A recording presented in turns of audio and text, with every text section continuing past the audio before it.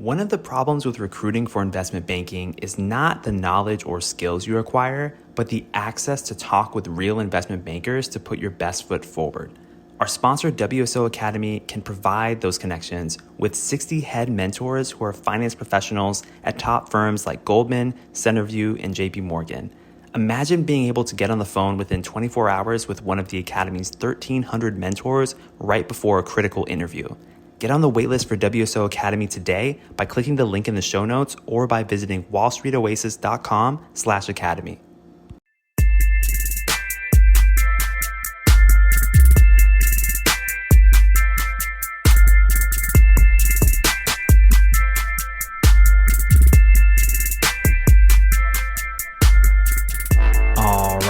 All right. Welcome to Investment Banking Insights. This is the only show dedicated to helping you learn both the technical and the non-technical aspects of investment banking. Hello, my name is Alex Mason and I am your host. Hope you're having a great start to the week. And what we're doing now is talking about valuation methodologies. We spent some time going into more detail about the comparable companies method. Now we're talking about precedent transactions. And specifically, we're going to talk about the first step in conducting a precedent transactions analysis, which is selecting your comparable precedent transactions. In order to come up with this analysis, we need to figure out what comparable acquisitions we can look at to come up with a reasonable set of data for ultimately our valuation. So where do you get these comparable precedent transactions? We know for comparable companies, we can filter the companies down by different characteristics like size, business model, industry, etc. But with transactions, we're talking about specific moments in time. We're talking about specific deals, not just the companies, but those things are related. So how do we actually get that information? Well, there's a couple of things that you can do to get comparable precedent transaction information.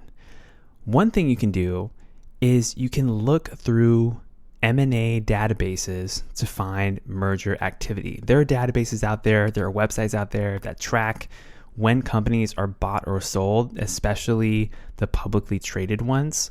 So go ahead and you can even just Google this kind of stuff, like Google so-and-so company recent acquisitions, or so-and-so company, recent divestitures, things like that. And you can actually find a lot of info just by doing that.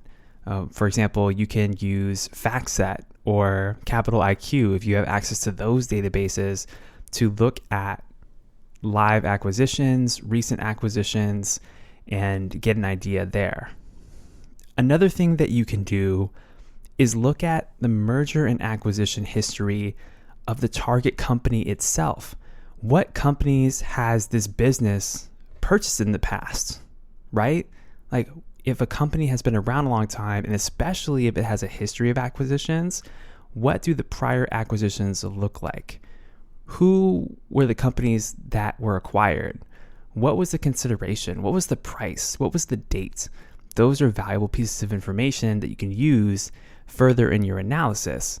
And also you can ask a similar question. What other companies have purchased, sold, or spun off this target company in the past? Because that can give you some clues as to what the valuation might be. One example of the former point is Procter & Gamble. I just wanted to come up with an example for this episode. So I went ahead and did a little bit of research and checked out some public filings for Procter & Gamble. Now, if you don't know, Procter & Gamble is the major consumer giants of a company, to the point where 298 out of 300 American households contain at least one Procter & Gamble product in them. Like their saturation is ridiculous, but they're a global multinational consumer products company. And so I wanted to see, okay, what acquisitions has P&G been doing lately? And I found through a website a list of several acquisitions that the company has made over the past several years. In 2023, they acquired a personal care beauty company. In 2022, they acquired a private label skincare company. In 2021, They actually had a string of acquisitions in hair care, natural skin care, and they actually made a sports drink acquisition in 2021 as well. So this is a company that buys a lot of businesses in the consumer space, but it looks like most recently they've actually been focusing more on beauty and hair care in terms of acquisitions.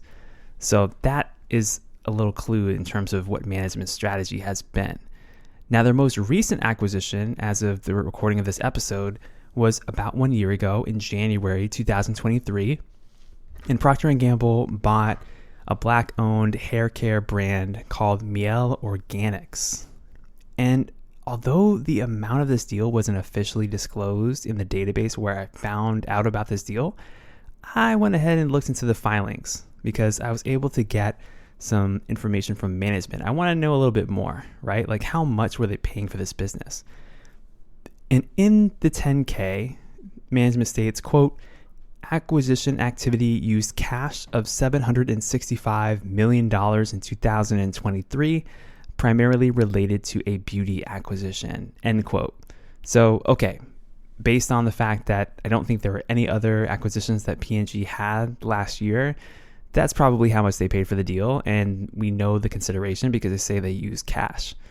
So that's something that we know there. And that can help us in terms of comparable acquisitions for our target. If, say, we're looking at another consumer products company that might also be trying to purchase a hair care brand. So what are some other places that you can find this kind of information? Another place you can look is equity and fixed income research reports. So there's equity reports created by analysts that work at financial institutions that can give you all sorts of data, projections, and basically hypotheses about a business and where it's going. And as part of those research reports, you can find out some information about comparable acquisitions. And then another place that you can look is in merger proxies. Now, what is a merger proxy? I actually read my first merger proxy about 1 month ago. So before that, I didn't know what was going on. But these documents are official SEC documents that describe the background of an acquisition in detail. They're very informative documents. So when a deal gets announced, when it gets announced officially by company channels, this document gets published with the SEC. And it has a ton of stuff in it. But one of the things that these documents have are they contain excerpts from what are called fairness opinions, which cite the lists of selected transactions or companies that are referenced. So a fairness opinion is essentially a document that an investment bank creates in order to officially tell a company that they're advising that an impending deal is fair, and here are the reasons, and it backs it up with analysis.